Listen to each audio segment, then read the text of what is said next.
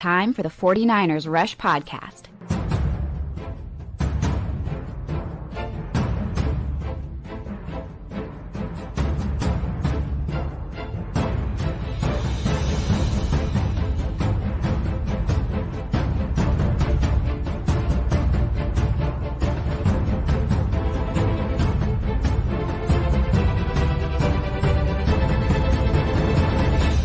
And here's your host, John Chapman.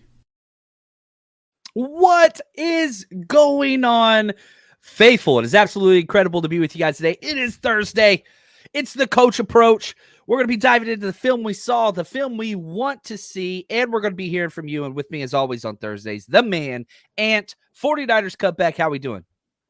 We're doing good. You know, Thursday means we're really close to Sunday, and that's ultimately where you want to get, especially after a tough loss. You want to get back to the point where you can get back in your winning ways. And so getting a chance to look back is always important. It'll help you decipher where you want to go moving forward. And that's why I really love these episodes, because we can get into the X's and O's and talk about what needs to happen for the 49ers to get back to their winning ways. And it's been inconsistent this year. I think there's no other way to say it. But consistency starts with getting out there and putting a good game together. And I'm hoping that's what they can do on Sunday night. Yeah, it's weird because the 49ers have had not a great season. Let's just be very honest. Like, it has not met any of the standards that fans, the team, NFL media, power rank, like, it hasn't been great. But at the same time, whenever I step back and I say okay, are there missed assignments? Like, are we not game planning? Like, what is going on? And I think it's three different stories for three different sides of the ball: offense, defense, special teams. Each one of them have their own issues. But one of the things that I kind of walked away from, and I wanted to start the show on positive, whatever. One of the common critiques on all the takes on social media is Kyle's not scheming up plays.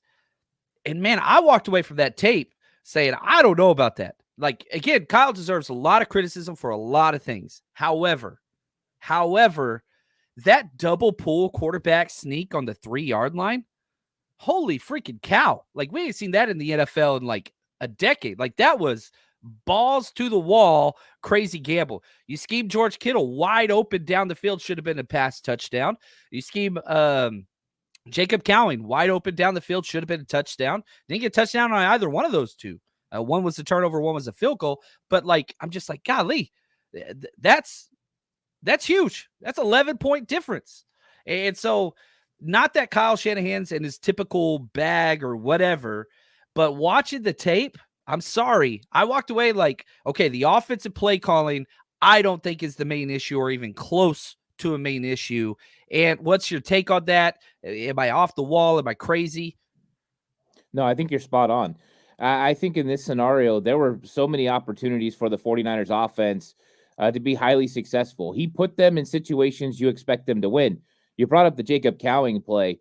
On that play, Jacob Cowing's not the only one open. Ricky Pearsall's open. Ronnie Bell underneath, he's open. It was all three guys. And Brock makes the right read. I mean, Jacob Cowing's the obvious shot, but there's also shots to Kyle Juszczyk, which he's open, or, one-on-one with the linebacker. You got to like that matchup if you're Kyle. There were a lot of things. I think that even the running game, there was some things with him pulling Juice and Kittle to the hole that could have created some counter looks that just weren't executed. And I think that's unfortunate, but I didn't walk away from this game saying Kyle called bad plays.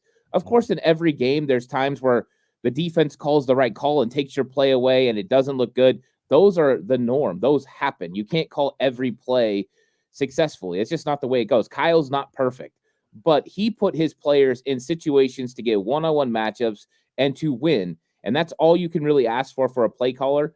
And I came out of the film the same way you did, thinking, you know what? Kyle called the plays. The 49ers players just didn't execute.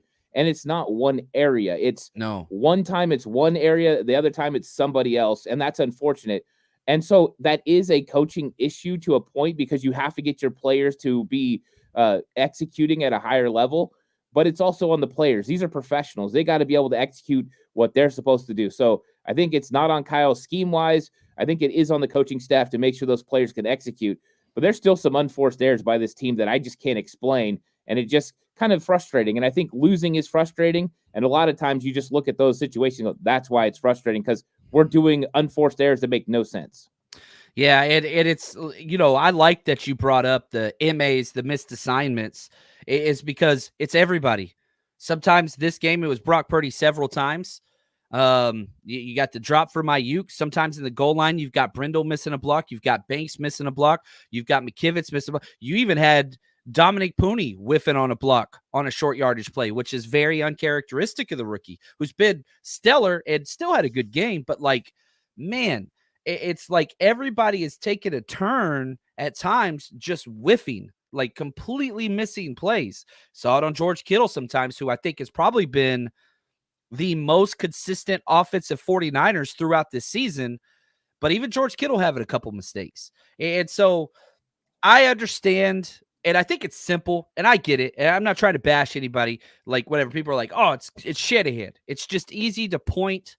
It's the guy at the top all the time. And I think Shanahan deserves a lot of criticism in a lot of other areas. But as I go through Twitter and Instagram and all these social media, whatever, dumpster fires, everybody's like, Kyle's just not scheming them up. And I'm just like, man, I don't think that's the case.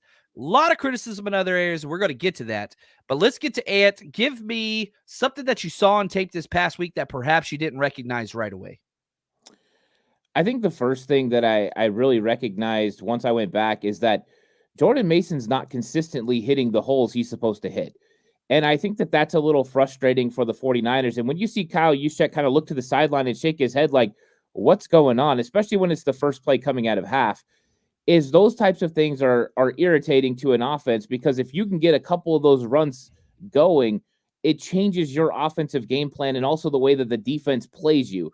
All of a sudden now you can turn to play action, but the way that Kyle got it going in the second half was he went to 11 personnel. He spread them out. He got Jordan Mason some good lanes to run the football.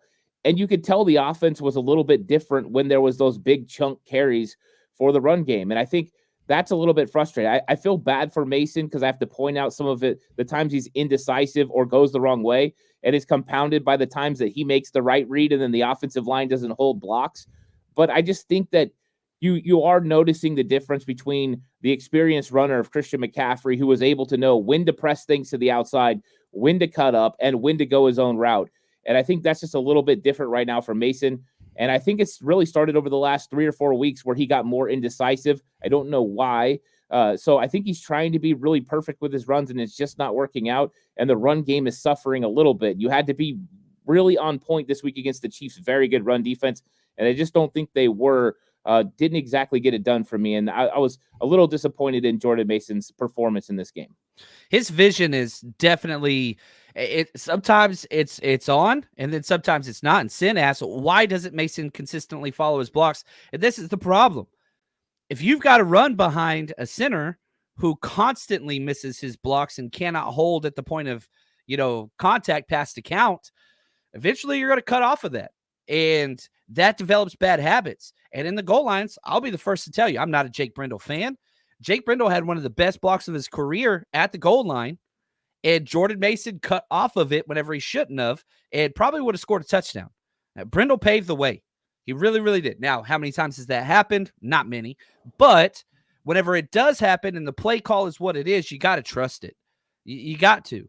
So it's a little bit of chicken or the egg. Like, they haven't been doing it, so you've been able just to force it on your own. But when they do it, you're not there. So, like, you've got to run the play. If we know anything about Shanahan, run the play that's called. Run the play that's called.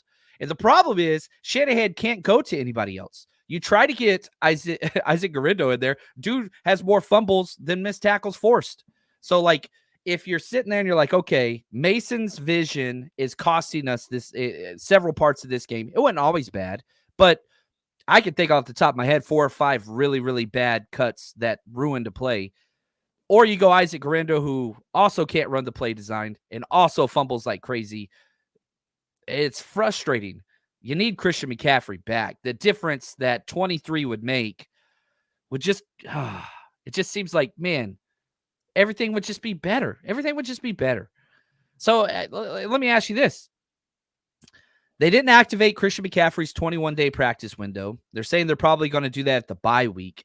Do you assume that Christian McCaffrey will be playing that week against the Bucs after the bye?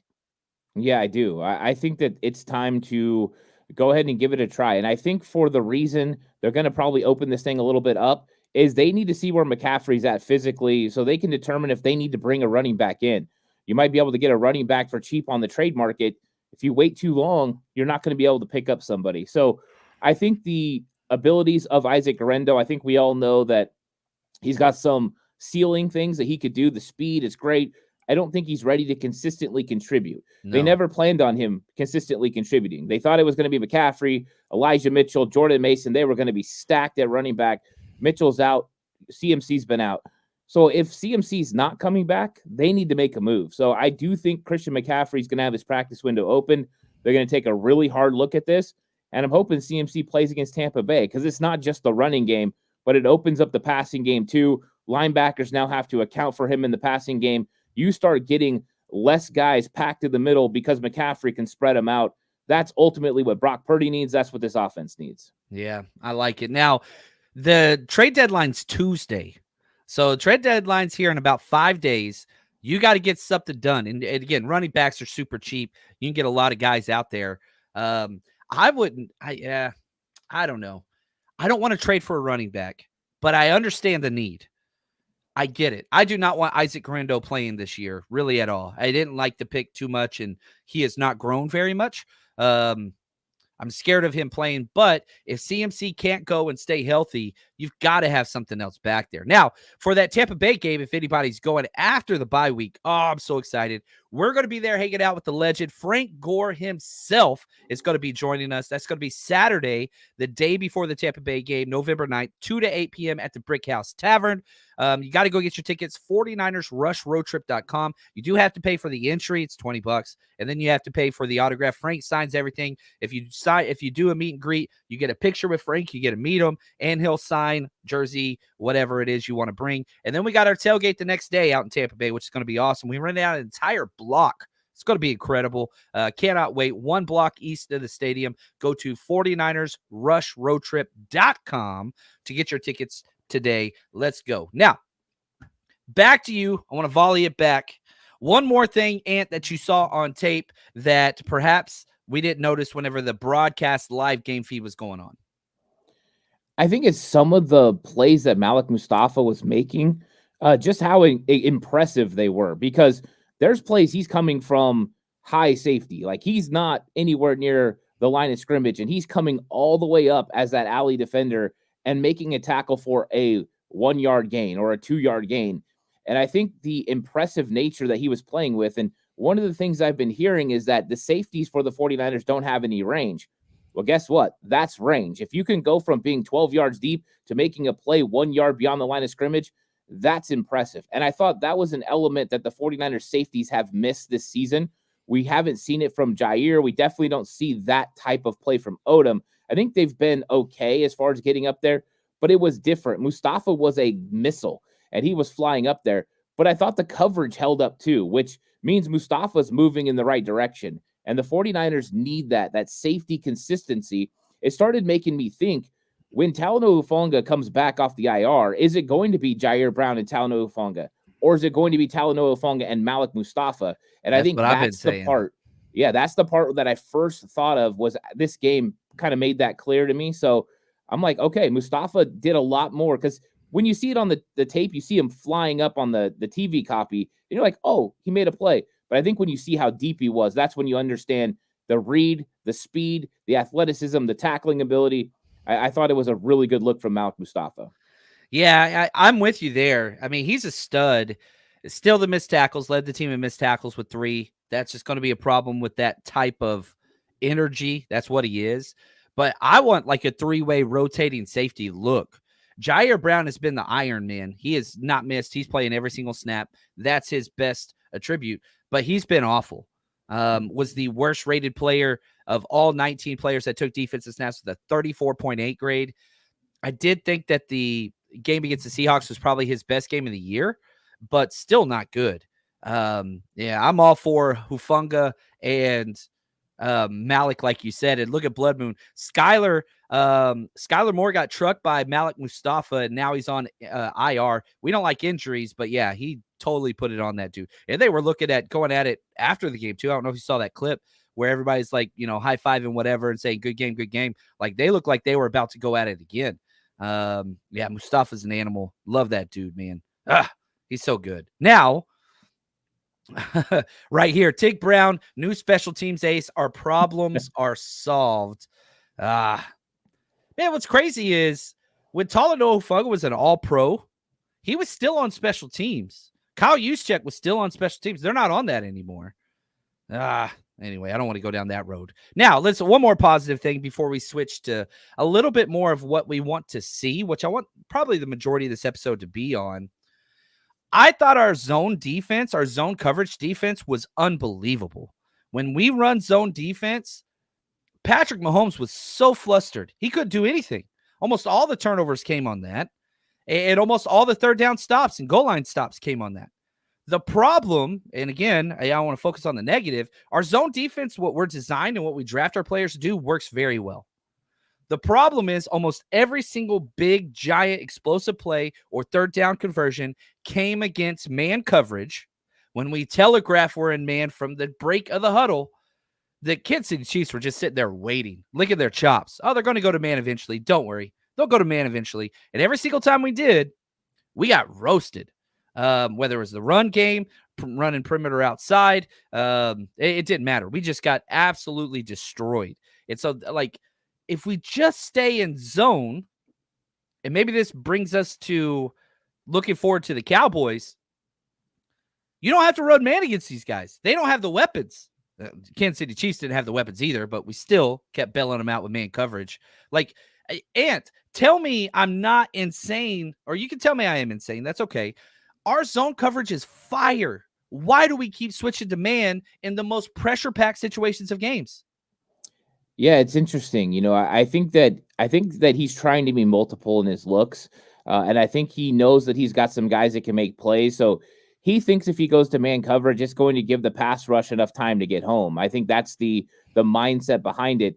Of course, we know that when you have an athletic quarterback that can move, zone coverage is always the better way because then everyone's got their eyes in the backfield, reading through their receiver and looking at the quarterback.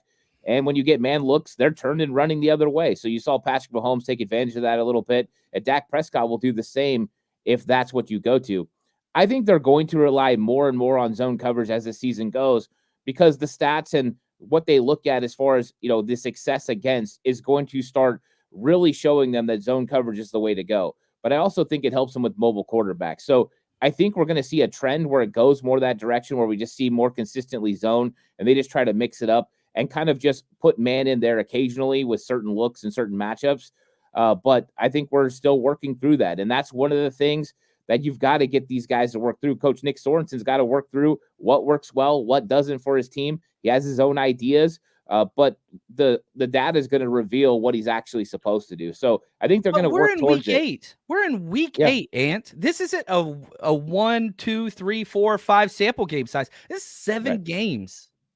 Like, it's not new. The 49ers are the worst team in the NFL when they blitz more than 4. We're the worst team in the NFL. We have the lowest EPA. Yet, third down, guess what? And we don't really blitz that much. I think we blitz 5 times. But all 5 of those plays, Patrick Mahomes torched the hell out of us.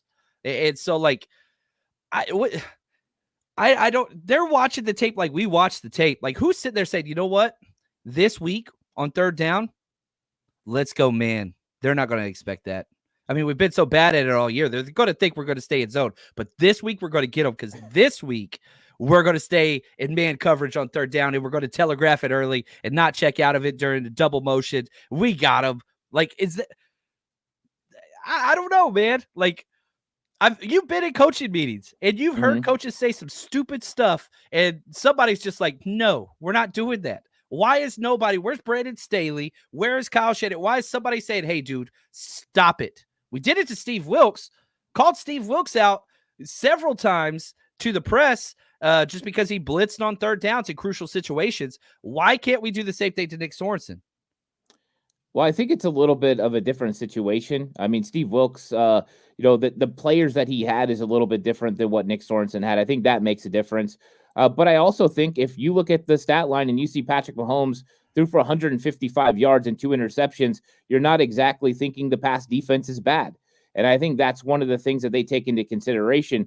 I think they should probably be better on first and second down. I think that is an issue. They give up a little bit of yards. Those third and shorts make it easier to have convertible plays. So I think that this is an entirely different situation from Sorensen to Steve Wilkes. I don't think Steve Wilkes should have gotten all the criticism he got last year. I think a lot of that was unfair early on in the season as he was working through things. I think he made mistakes. I think Nick Sorensen makes mistakes. But I don't think this defense has played as bad as sometimes it feels. And I think that that's a part of it's the special teams. The offense have put the defense in some bad situations. Now, it's not all rainbows. It's not all perfect. That's for sure. But I think that sometimes it's made the defense feel a little bit worse than it actually is. They kept the 49ers in this game as long as they could. And then they started wearing down. You could tell the run game started going. All of a sudden, here come the missed tackles. It just got a little bit tougher and tougher to do. So do I think Sorensen's done a great job? No. Do I think he's done an adequate, good job? I do. And I think that that's something they've got to keep working on. But I can't sit here and tell you that the pass defense was terrible because really they did a good job against Patrick Mahomes, hold him down for most part during the game. Yeah. Yeah, and it's just those crucial plays, 4 out of 5 in the red zone, the second half, whenever it is. And it's not the first time they've done that. The Arizona game and the Chiefs game felt almost identical, where it was just like, man, the juice is gone. Like, we're in the fourth quarter and they're just hanging on. What's that cat meme where he's like holding on to the cliff, like hang in there? Like that was the 49ers defense both times. It just wasn't happening. It's frustrating. It is frustrating. So that's one thing. So, okay, here we go. Let's go with something that you want to see versus the Cowboys moving forward. What is something that, you've seen on tape or you've studied the film, both teams? What is something that you're just like, stick to this, guys? I think they need to go with George Kittle. I think George Kittle, there were opportunities in this football game where Brock needed to just ignore some things and go right to George Kittle on plays. George Kittle was getting open consistently, and it's a matchup that's your all-pro tight end. You've got to rely on him. And I think sometimes there's not enough of that. It's not like, hey, I'm just going to find 85. And we know that, other quarterbacks for the 49ers in the past would get on their guys and they would rely on them and know that they could count on them. And I think that's what Brock needs to do in this game. And I think with the matchups, with Malik Hooker and some of the guys that they have playing safety and linebacker, this is an opportunity for George Kittle to have a big game. I think Mike Zimmer is going to put a lot of attention on stopping the run game because he knows his run defense has been terrible. But also there's a blueprint for how teams are trying to play the 49ers. Load the box, take away things over the middle, force Brock Purdy to make throws to the number outside the numbers. And I think this is one of those opportunities where George Kittle can have a big game. And I think Brock Purdy needs to be like, you know what, third down, if I don't have Juwan especially, I've got to find George Kittle. He's going to win matchups, and I think that's what they need to do in this game. Yeah, I understand, like, the Kyle Shanahan scheme says, okay, whatever play we're running, a mesh concept, a flood concept, whatever play action. Okay, my first read is the outside number 1 wide receiver against the slot corner, whatever. I'm saying, look at 85. Like, especially whenever your guys aren't out there, you're missing Debo, you're missing Ayuk, you're missing Jennings. Like, hey, I understand these are our reads. Let's pay a lot of extra attention to 85. Let's just pay it. And he was open all game for the most part. Like, he had his best receiving game of the year, but should have been a lot more. So now you're playing against a Cowboys team that, let's just be very honest, their linebackers, not the best. That defense in general, pretty poor. They've had a lot of injuries. They're getting some guys back. Micah Parsons is going to be playing. Obviously, he's a stud. But, man, I really do hope that they listen to you and just say, like, okay, you know what? We don't know if Juwan Jennings is going to play this week. We don't know if Debo's going to play. I think they both will. But regardless, 85, who didn't even practice yesterday with his own foot issue, we're highlighting the tight end position. We're highlighting George Kittle. He leads the NFL in touchdown receptions from the tight end position. Let's go. Let's go. Let's go. 49ers throwback. Appreciate you as always. Micah Parsons not practicing today. I do expect him to play, but I think we're going to have some of those non-practicing guys as well. Speaking of which, Ant, What are your thoughts on who's playing this Sunday and who is not from the 49ers? Namely, Debo, Juwan Jennings, George Kittle. What are your thoughts on those three? Yeah, I think Kittle's going to play. I think that the fact they listed him day to day means it's probably a good opportunity for him to play. Take Wednesday off. That's normal. I don't think that's a big problem when it comes to injuries. When it comes to the other two, I think Juwan Jennings hasn't practiced in a couple weeks, so that's getting a little bit nerve-wracking. I hope he can play. I actually think all three are going to play, and the reason I say that is the 49ers haven't really made any sort of a big move when it came to wide receiver as far as bringing in a guy maybe off the street that they could plug in or, elevating a wide receiver. They elevated a defensive tackle. So I think that they feel confident with the guys that they have at wide receiver. So I expect all those guys to play. Debo running yesterday, I think, was a huge move in the right direction. So hopefully we'll have the full unit out there. Gosh, man, that would be just the amount of just like, just knowing that number 15's out there, 85's out there, number 1's out there. Like, that would be gigantic. I'm with you. I think majority of them play as well. But again, with injuries to the 49ers, you never really know because Shanahan's cryptic, whatever. Like, I believe Shanahan had a lot of things. Injuries, not so much. Not so much, but that's okay. Now, I will say this. We got football tonight. It's Thursday. And I'm putting up a 3-team teaser over on the 49ersrush.com. Just want to let you know the 49ers are in that. I'm taking the Vikings +7, 49ers +6. And then we've got, this is going to be a fun one, the Steelers +4 against the Giants. So all three of those, that's going to be our teaser bet. And if you haven't bet with us this year, guess what? Here's how you do it.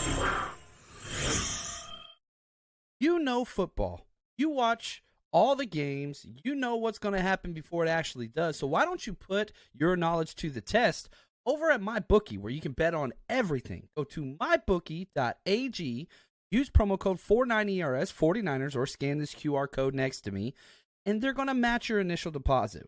Put in 50, you get 50. Put in 100, you get 100, all the way up to $1,000. Plus, you can bet everywhere. California, Texas, doesn't matter. I've been in California for years. I've used it for 6 straight years. Easy to get money in, easy to get money out, trusted source, and you can bet on anything you want. You want to bet on politics, any sport, you name it. They've got the casino if that's your thing.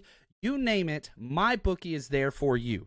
Now, make sure you use promo code 49ERS to get that double deposit. And MyBookie, bet anything, anytime, anywhere, only with MyBookie.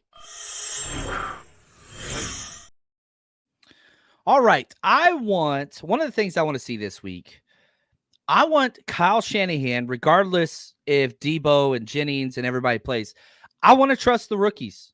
I want to see what they're going to do. Very similar to what you talked about with the running back. Like, you got to figure this out, and Tuesday's the deadline. Man, I want Cowing and I want Pearsall to get almost all the snaps. I don't want Conley getting snaps. I don't want Bell getting snaps this week.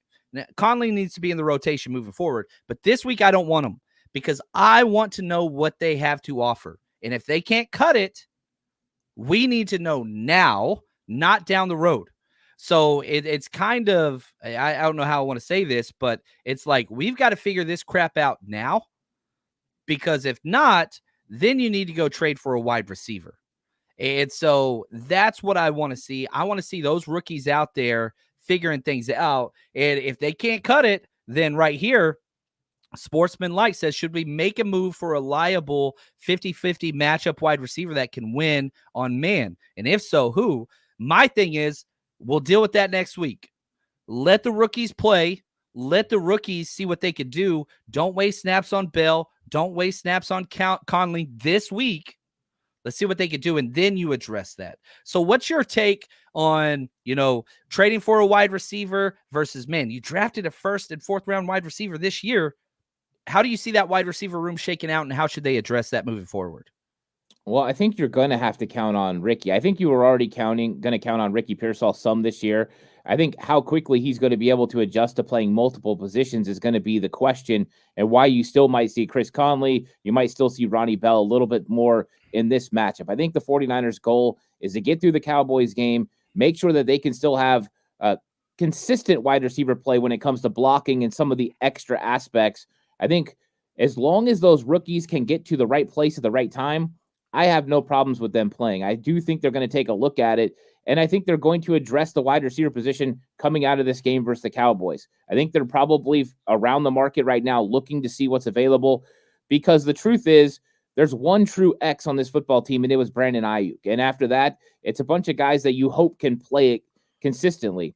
And so they don't have that guy now. So I do think this offense is a little bit different, or a lot different, without Brandon Ayuk. But let's see what the rookies can do. I'm okay with them getting some opportunities. I just want Debo and Jawan to be the main guys out there, so that way you can kind of put Pearsall and Jacob Cowing in when you need certain looks and you want certain matchups for them. That way they can build confidence. You can get some chemistry with Brock Purdy, and you could take advantage of their skill set the best. I think Ricky Pearsall is going to be able to get open consistently in this league from what I saw last week. I think there were opportunities for him where he could add some big plays. And Cowing's got that electric speed, so there are elements to their games you can put in. So I do think we're going to see a lot of them, but I think it might be Tampa Bay that we see more of the rookies than we do against the Dallas Cowboys, only because of the fact that you're probably going to want to count on Conley and Bell to handle some of the nuance of the routes and positions and blocking, because the rookies are still trying to figure that out. Yeah. Now, the second part of this question, like, who should we be targeting? I'm with you completely whenever you're talking about X wide receivers. Now, I'm not the biggest DeAndre Hopkins guy. Like I said before, like offer a sixth or a pick round swap or whatever. Kansas City paid a fifth that could become a fourth. So like I thought that they kind of overpaid, but they're in major need. They have nothing there in the wide receiver cupboard. Still were able to beat us, but whatever. I digress. I would not have paid a fifth for DeAndre Hopkins. There still are some wide receivers out there. If I had my choice, Darius Slayton for the Giants, he could stretch the field vertically, big wide receiver. He's kind of the backup to Malik Neighbors for the Giants. But now Neighbors is back. And then, man, there was one more that I was looking at. Mike Williams of the Jets, obviously a flawed position and always banged up, but he plays that X role. That is what he is. So I think that's two targets that I wouldn't mind. That, again, hey, man, we'll give you a sixth or a pick swap, and if you don't like it, cool, we'll move on, because I'm not in love with any of these guys. I just don't want to overpay when you've already paid so much at that wide receiver position. God, we paid so much there. Are there any other names I'm missing, Ant, that kind of stick out to you that you might want to target? I think it's tough, because I think it's the market's kind of picked over right now. I think this week's going to determine some things. I mean, the Rams might become sellers if they lose against the Minnesota Vikings. That will open up the market. A lot of people will go after Cooper Kupp. I think there's probably a couple other guys. Another name that I'm going to watch, I don't have any inside information, even though I do have a tie. I'll have to find out later. If Dallas loses, would they decide to trade Brandon Cooks? That's a guy that's been, he's got to come off IR, but another guy that's he's been traded so many times. And what's funny is I actually coached him in All-Stars back in the day.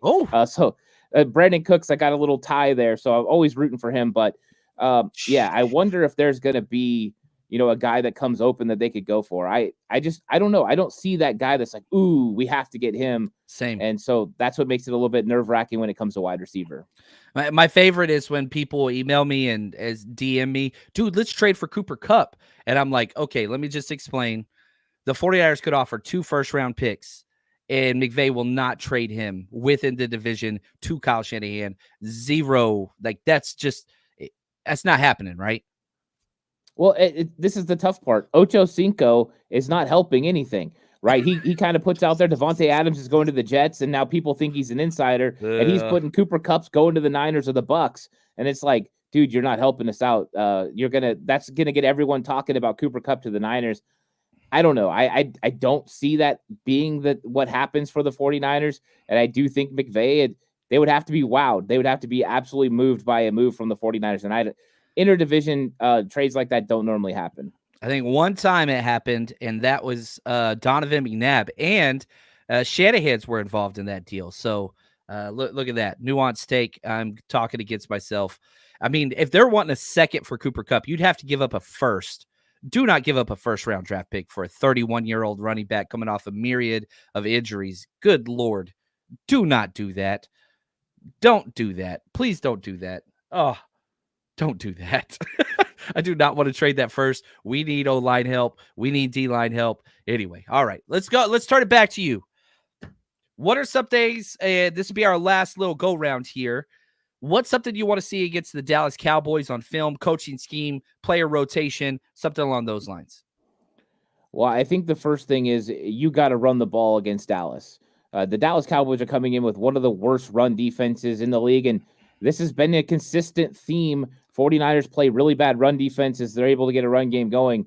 But Mike Zimmer is a very aggressive coach. I think he's going to load the box. We're going to see 5-6 man fronts from him, and he's going to try to take away this run game. The question is, can the 49ers get enough pressure on the edge? This is one of those situations where if Micah Parsons plays, run right at Micah Parsons and run at him a lot because he's not good at setting the edge.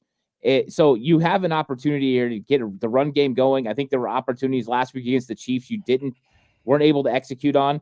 And I think that if they can get that going, they can really help their defense out and they can help their offense. You get third and shorts, now they're convertible. You get situations where you win the time of possession. Let's keep our defense off the field for a long time and watch how good they play in this football game. I think they've been playing good enough football. I think you could have an opportunity to kind of blow the doors off the Cowboys, but it's got to be good run game.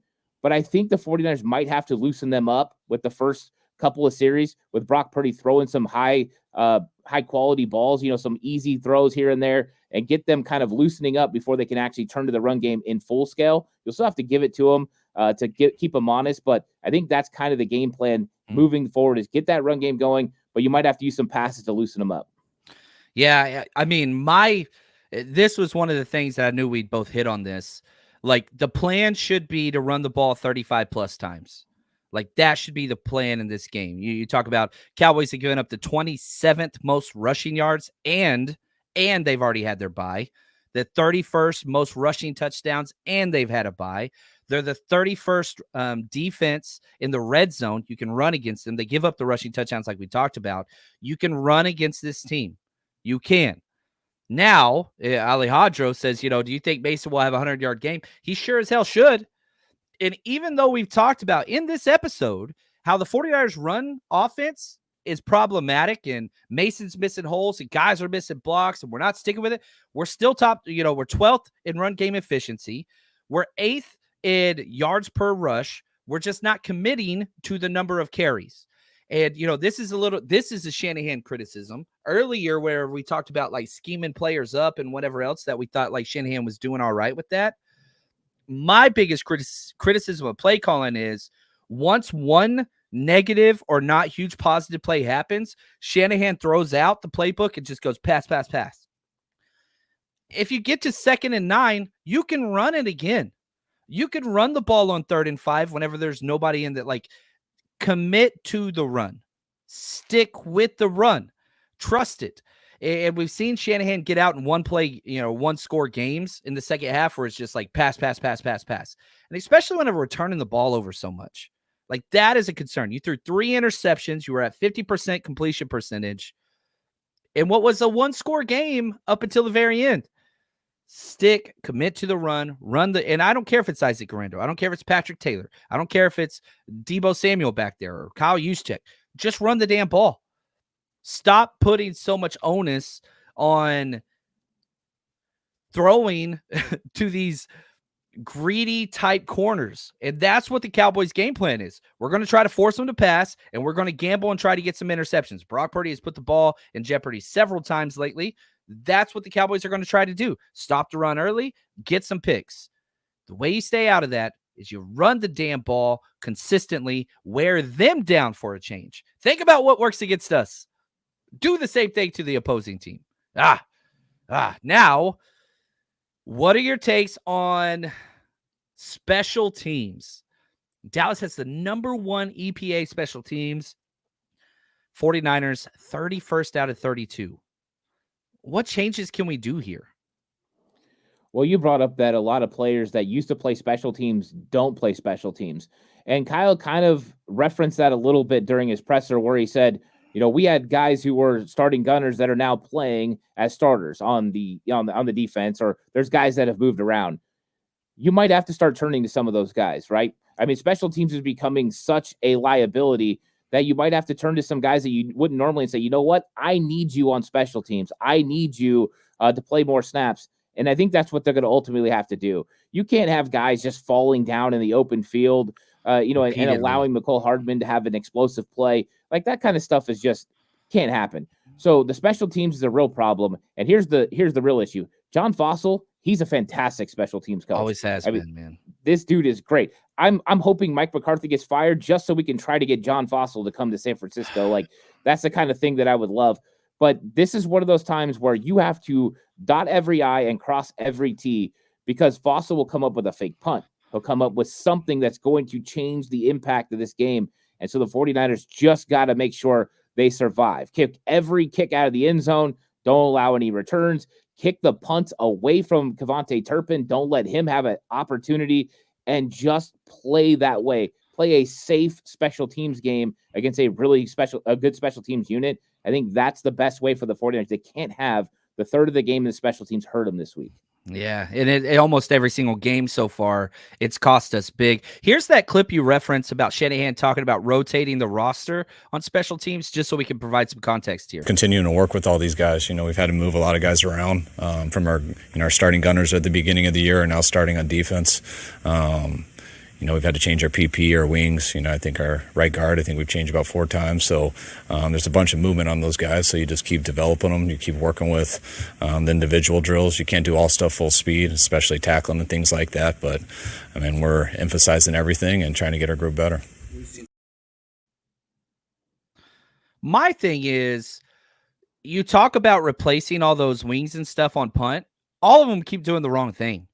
Like whenever you coach special teams, I just spit. That's hilarious. When you're coaching special teams, the first thing you teach, especially on punt protection, right? You're blocking so the punter can kick the ball. You don't let anybody cross your face. You don't release to the inside. If they try to cross your face, you got to run with them and wash them across. It's very simple. And it doesn't matter if it's DFF before his injury and after his injury. He's done it multiple times before and after. You replace him with Tatum Bethune. He did it multiple times. Then you move his position. He's still doing it from a different spot on punt protection. It's just the amount of missed assignments and just like, whoa, what are we doing here? Over and over and over again. And we talk about all these different people. If all the different people rotating in those positions are all making the same mistake, I'm sorry, that's leadership. You're either coaching it or you're letting it happen. And, Brian Schneider, good Lord, I don't know what insurance that dude's got, but man, it's just so poorly coached consistently. The fact that they're working out punters, we are working out punters. We just extended Mitch Wisnowski. He's coming off the best year of his career. Mitch hasn't been that great. He did have 2 good punts this past game. So it's not like it's all bad. Tabor Pepper, the center, and not great this year either. It's just like, man, even the ones that we used to rely on to be kind of the cornerstones of what special teams was, Mitch Wisnowski, Tabor Pepper, now you can't even rely on those guys. DFF, I think he's probably the worst special teams player we have, and he's just a special teams ace. That dude got $2 million fully guaranteed, and he is struggling out there. You talked about like putting starters out there. I don't know, man. It's just like we talk about this almost every week. It's an issue every single time. Like whenever a special teams play comes up, like that's time to go grab a beer or go to the bathroom. Now it's just like, oh crap, don't do this, don't do this, don't do this. They did it. Do you get the same feeling, or am I overreacting? No, I think that's how it is feeling right now. Is like you just don't know what's going to happen, and it's not in a positive direction. And once again, it's every single time we get a positive play from the special teams, it eventually leads to a negative play. They just can't get out of their own way this year. You get the great job stopping the fake punt, and it's like, yes, special teams comes up with a big play. Andres Carlson kicks a big 50-plus yard field goal, and you're like, here we go. And then it's a missed extra point, and it's a return for a lot of yardage. I think that, when it comes to attention to detail and executing at a high level, you have to point to the coach, because at some point, the coach has to make sure those guys are doing it. And if those guys aren't doing it, right, you have to find a way to replace those guys or get somebody that can. So I think it's a little bit of a combination. I don't think that the special teams has been well coached this season. I think that it's been clear there's been too many mistakes for too long at this point. But that's why you have to kind of change some things up. I do think Kyle and the way that he was commenting is definitely putting an emphasis on those guys getting better. So Kyle's attention is now on the special teams, and I'm guessing Brendan Staley probably is doing the same thing. They're going to try to do their due diligence to make the special teams work a little bit harder, coach them a little bit better. But right now, they're just not getting it done. And until they do, it feels very Hightower in past years where just everything's all over the place. Yeah, and with Hightower, he was the former special teams coach, Kyle's buddy from Texas. I felt like we were good at like one or two things. Right now, I don't think we're good at anything. The field goal units are highest ranked EPA, and we're on a third kicker. I don't know. Shout out to my man Terrado. If you haven't seen his channel, go check it out. He is awesome. He says use mesh, rub, screens, high percentage throws. Man, we don't do that. We ran one screen for 9 yards. Mesh is you could run mesh for zone, man, blitz, whatever. Don't care. Mesh should always be used. We don't use it very often. Rub routes, we might use the least amount of rub routes in the NFL. I'm with you though. Check downs, screens, all that stuff. We just don't do them anymore. And it was funny. Kyle even had he had a statement in the presser where he was like, well, every team runs screens. I was like, you don't. I was like, you ran one singular. Every team runs screen. That would have been more accurate. I want more of those high percentage plays, and especially whenever you have guys like Pearsall, Debo, Jacob Cowling. Like, why do you think we've completely removed this from the entire offensive system? I think that part of it is they just haven't executed them well. I mean, you go back to Seattle and you've got two screenplays dialed up for Kyle Juszczyk. One that if Aaron Banks makes the block is a touchdown. The other one, Brock Purdy just airmails and misses Kyle Juszczyk completely for what would have been another big gain. So they haven't executed there. I think Debo's a big part of the screen game, and so McCaffrey as well. They felt comfortable with them catching screens. Neither one of them have been in the lineup consistently. I think that's part of it. But I think a lot of it, too, when Kyle plays against defensive coordinators that are hyper-aggressive, he doesn't want to have negative plays. And so what he does is he goes with plays he knows can consistently get positive yards so he can face 2nd and 7 or whatever instead of 2nd and 13 because you had a negative play. And I think that sometimes gets in his head. I wanted him to be a little bit more aggressive. I didn't feel like he was. I thought he played kind of the way he does against aggressive play callers. But, I mean, that might be the way to go. We saw Jacob Cowling with a nice screen pass. He got some positive yards. Actually, in the fourth quarter, Ricky Pearsall got a screen as well. He got ran down by the defensive lineman, defensive end, or it would have been a bigger play. I think it would have been a touchdown, in fact. So a couple of times here and there, but for the most part, yeah, screens haven't been a big part of the 49ers game plan. And I think that's where people are seeing that maybe they feel like Kyle's not as creative is because you don't see the screens and those types of things. But I think if you get Christian McCaffrey back into the lineup, I think it probably will return to a point. But I'd love to see George Kittle catch a tight end screen and then kind of mix it up a little bit more. Last time he ran a George Kittle tight end screen, we scored a touchdown, and then we didn't run that play ever again. Run the touchdown play. Run the touchdown play.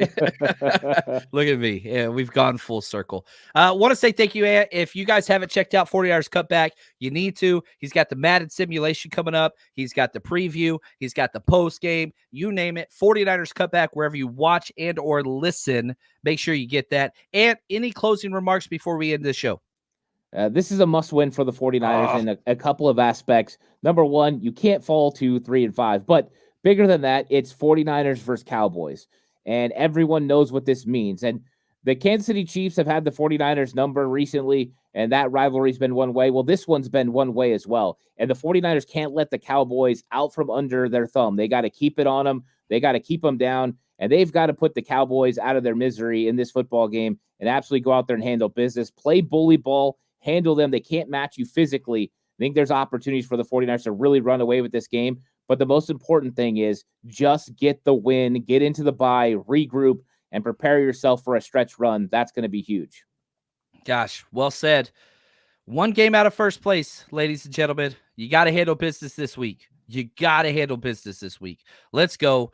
F Dallas. Let's go. Dwight Clark. I freaking hate these guys. Let's go get it done. Appreciate you, everybody else. You're the best. Until next time, stay strong, faithful.